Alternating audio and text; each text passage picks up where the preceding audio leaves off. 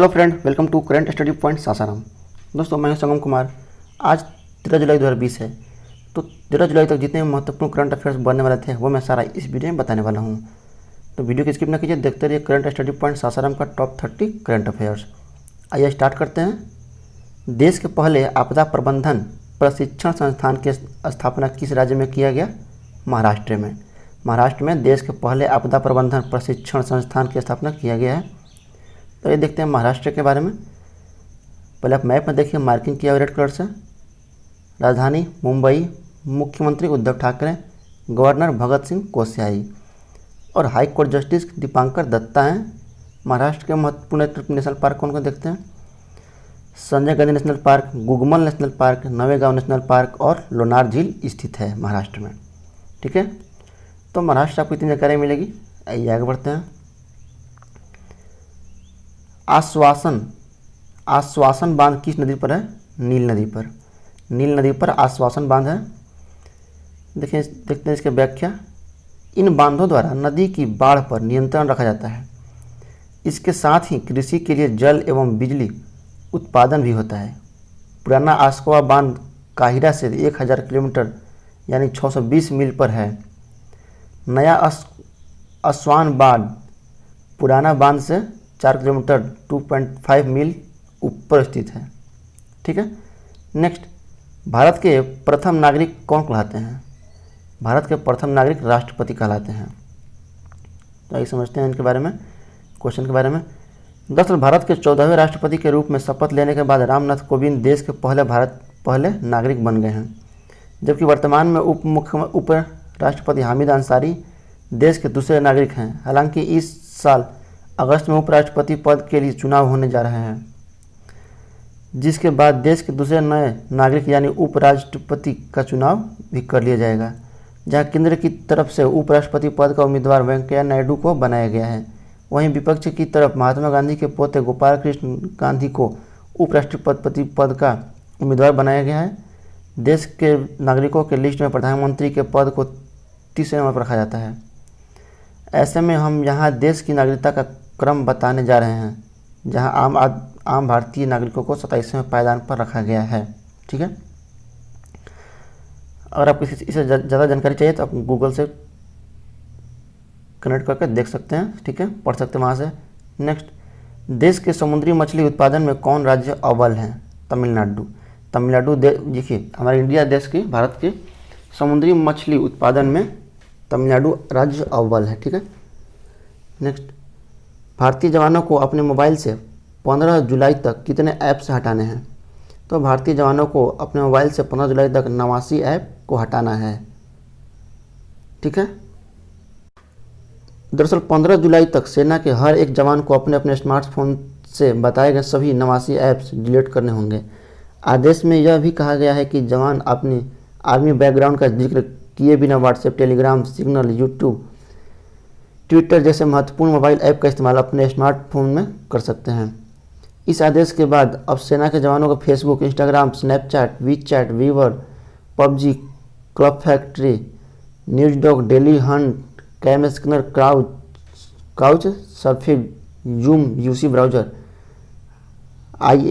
IMO, Likee, BeautyPlus और हंगामा जैसे तमाम लोकप्रिय मोबाइल ऐप अपने स्मार्टफोन से डिलीट करने होंगे। ठीक है, हाल ही में बॉलीवुड के किस वेटरन कॉमेडियन का निधन हो गया है? जगदीप। ये बॉलीवुड कॉमेडियन है, इनका निधन हो गया हाल ही में। दरअसल हाल ही में मशहूर कोरियोग्राफर सरोज खान का निधन हुआ था। इसके महज 5 दिन बाद ही अभिनेता जगदीप ने इस दुनिया को अलविदा कह दिया। जगदीप के निधन से बॉलीवुड गलियारा शोक में डूबा हुआ है। उनके निधन पर अजय देवगन से लेकर मधुर भंडारकर, जॉनी लीवर सहित कई कलाकारों ने सोशल मीडिया के जरिए एक्टर को श्रद्धांजलि दी। नेक्स्ट, मंगोलियाई भाषा में कंजूर का क्या अर्थ है? तो मंगोलियाई भाषा में कंजूर का अर्थ है भगवान बुद्ध के शब्द। नेक्स्ट, कितने साल बाद पहली बार बिना दर्शक खाली स्टेडियम में क्रिकेट खेला जाएगा? 143 साल बाद। 143 साल बाद पहली बार बिना दर्शक के खाली स्टेडियम में क्रिकेट खेला जाएगा। तो ये देखते हैं इसका व्याख्या। दर्शकों के बिना क्रिकेट मैच की कुछ महीने पहले तक कल्पना तक नहीं की जा सकती थी, लेकिन कोरोना वायरस महामारी के चलते अब यह एक हकीकत बन गया है। अंतर्राष्ट्रीय क्रिकेट 116 दिन बाद लौट रहा है। नियम कुछ बदले होंगे, माहौल भी काफ़ी अलग होगी। खाली दर्शक दीर्घा में मुकाबले एक अलग तरह का अनुभव होगा। इंग्लैंड और वेस्टइंडीज़ के बीच बुधवार से शुरू हो रहे हैं टेस्ट मैच से अंतर्राष्ट्रीय क्रिकेट की वापसी हो रही है। करीब 4 महीने बाद अंतर्राष्ट्रीय क्रिकेट शुरू हो रहा है। यह मैच खाली स्टेडियम में बिना दर्शकों को खेला जाएगा। टेस्ट क्रिकेट के 143 साल के इतिहास में ऐसा पहली बार हुआ है। नेक्स्ट, ये आपको याद रखना है, ठीक है, कहीं पूछ सकता है। WHO ने सभी देशों को खसरा एवं चेचक उन्मूलन का कब तक का लक्ष्य रखा गया है? 2023 तक। 2023 तक WHO ने सभी देशों को खसरा एवं चेचक उन्मूलन का लक्ष्य रखा गया है। देखते हैं इसके बारे में व्याख्या। मालदीव और श्रीलंका दक्षिण पूर्व एशिया क्षेत्र में ऐसे पहले 2 देश बन गए हैं जिन्होंने 2023 तक चेचक और खसरा के उन्मूलन का लक्ष्य समय से पहले हासिल कर लिया है। यह घोषणा विश्व स्वास्थ्य संगठन के दक्षिण पूर्व एशिया की क्षेत्रीय निदेशक डॉक्टर पूनम क्षेत्रपाल सिंह ने चेचक और खसरा के उन्मूलन के लिए क्षेत्रीय पुष्टिकरण आयोग की 5वीं बैठक के बाद की। मालदीव में चेचक का अंतिम मामला वर्ष 2009 में और खसरे का अक्टूबर 2015 में सामने आया था, जबकि श्रीलंका में चेचक का अंतिम मामला मई वर्ष 2016 में और खसरे का मार्च 2017 में सामने आया था। नेक्स्ट, हाल ही में कितने दक्षिण पूर्व एशियाई देशों ने खसरा उन्मूलन कर लिया है?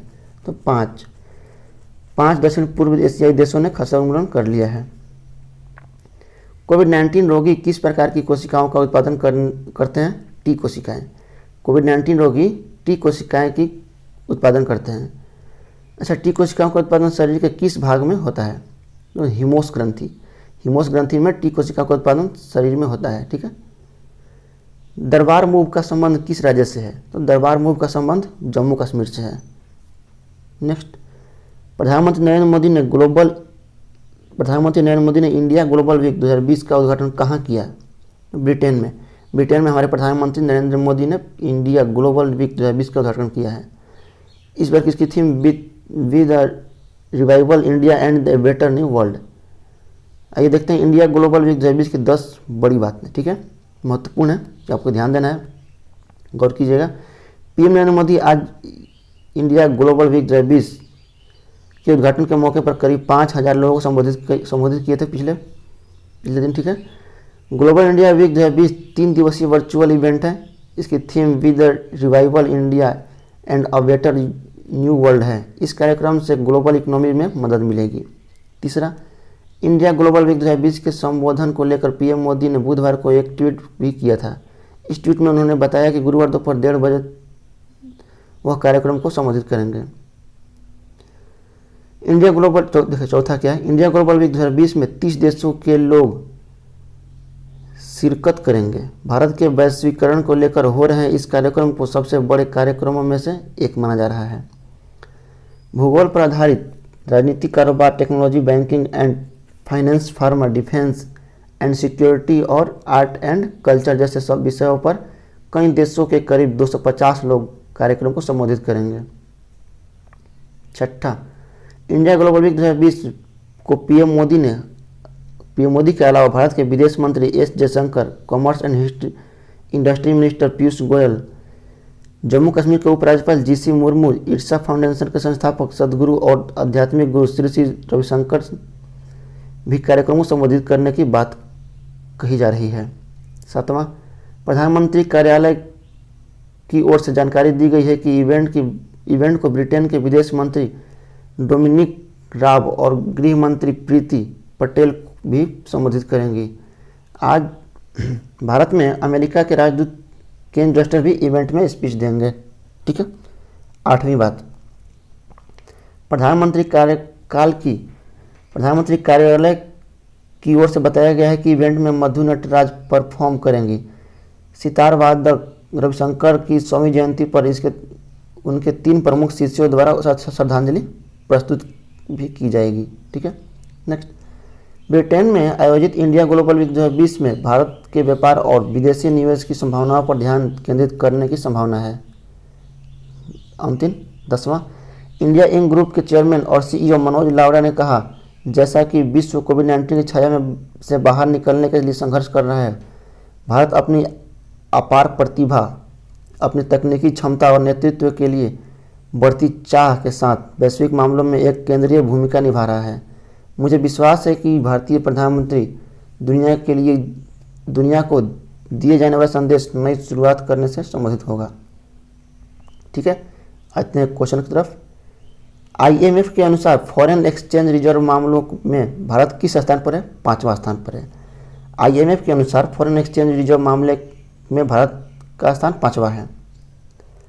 हाल ही में किस राज्य के उपराज्यपाल ने मोदी ग्रीन हाउस प्रोजेक्ट शुरू किया गया?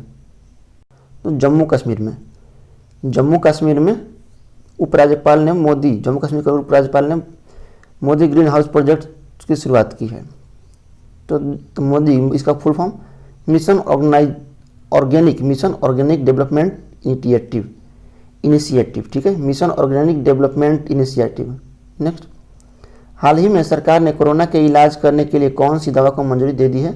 डेक्सामेथासोन हाल ही में सरकार ने कोरोना के इलाज करने के लिए डेक्सामेथासोन को, इस दवा को मंजूरी दे दिया है। ठीक है, नेक्स्ट, सरकार द्वारा स्थापित कृषि इंफ्रा फंड की राशि कितनी है? तो सरकार द्वारा स्थापित कृषि इंफ्रा फंड की राशि 1 लाख करोड़ है। ठीक है, आइए देखते हैं इसके बारे में कुछ व्याख्या। दरअसल 1 लाख करोड़ रुपए का इंफ्रा फंड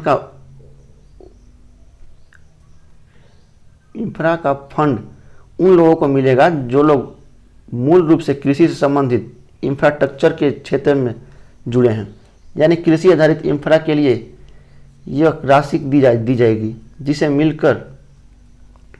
मिलेगा यह 1 लाख करोड़ रुपए की राशि संस्था के जरिए मिलेगा। ठीक है, नेक्स्ट,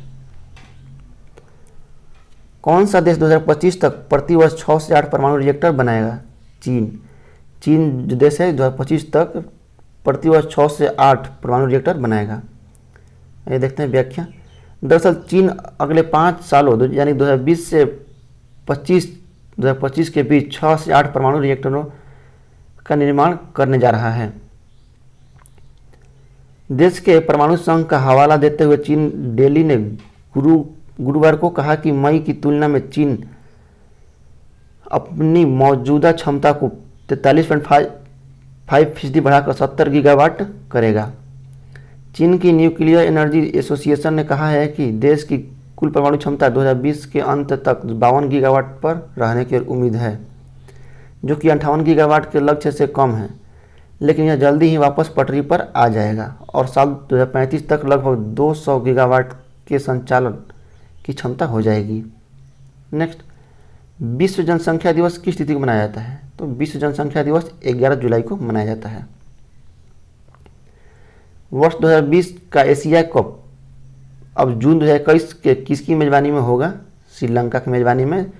जो 2020 का एशियाई कप होने वाला था अब 2021 में होगा, जून के महीने में। इसकी मेजबानी करेगा श्रीलंका।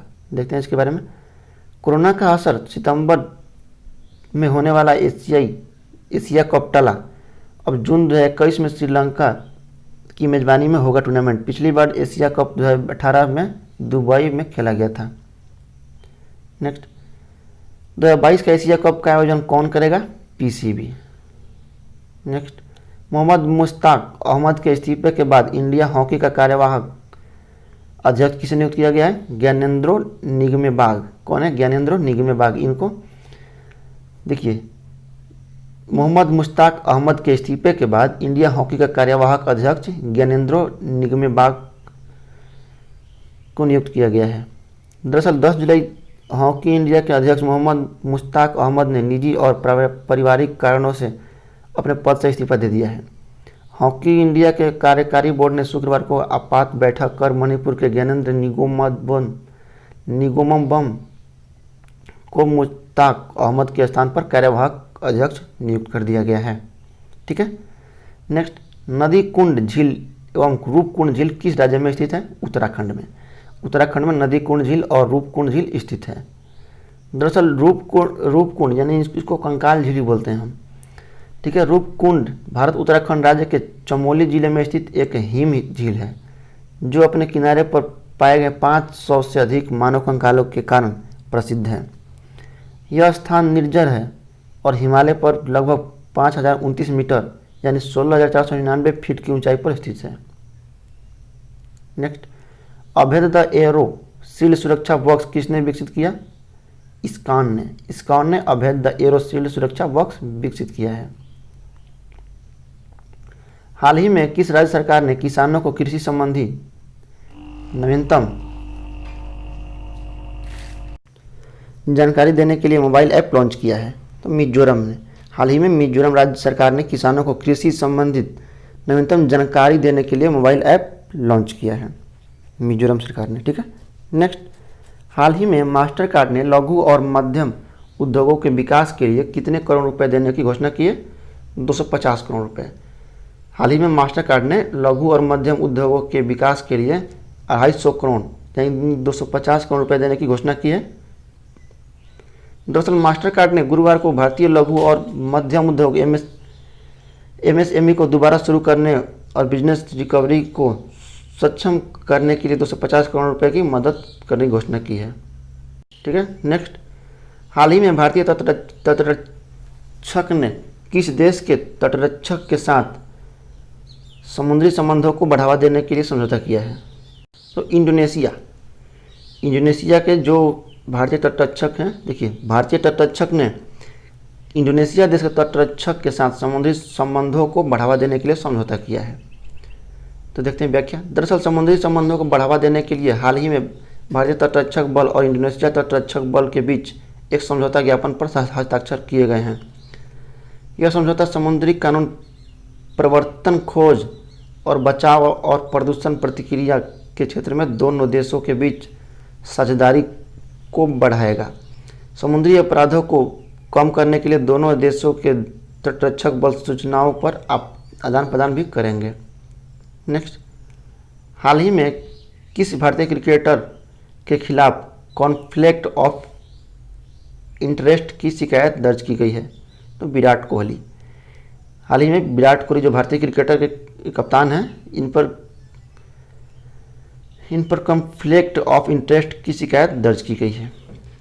दरअसल Virat Kohli under conflict of interest scanner भारतीय कप्तान विराट कोहली के खिलाफ संजीव गुप्ता लगातार शिकायत कर रहे हैं। नेक्स्ट, हाल ही में फ्लिपकार्ट ने कला, शिल्प और हथकरघा क्षेत्र को बढ़ावा देने के लिए किस राज्य सरकार के साथ समझौता किया है? तो कर्नाटक राज्य सरकार के साथ हाल ही में फ्लिपकार्ट ने कला, शिल्प और हथकरघा क्षेत्र को बढ़ावा देने के लिए समझौता कर लिया है कर्नाटक सरकार के साथ। ठीक है। देखते हैं व्याख्या। दरअसल ई कॉमर्स कंपनी फ्लिपकार्ट ने शुक्रवार को कहा है कि उसने स्थानीय कला, शिल्प और हथकरघा क्षेत्र को बढ़ावा देने के लिए कर्नाटक सरकार के साथ एक समझौता किया है। देश में एमएसएमई को बढ़ावा देने के लिए फ्लिपकार्ट के समर्थन कार्यक्रम शुरू किया गया है। ठीक है। तो दोस्तों इसी साथ करंट स्टडी पॉइंट सासाराम का टॉप 30 करंट अफेयर्स समाप्त होता है। उम्मीद करता हूँ आपको वीडियो पसंद आया होगा, तो लाइक, कमेंट, शेयर और सब्सक्राइब करना भूलिएगा। ठीक है। इसका पीडीएफ मैं डिस्क्रिप्शन में लिंक में दे दूँगा, डिस्क्रिप्शन में, वहाँ से आप पीडीएफ देख सकते हैं। चलिए मिलते हैं अगले वीडियो में।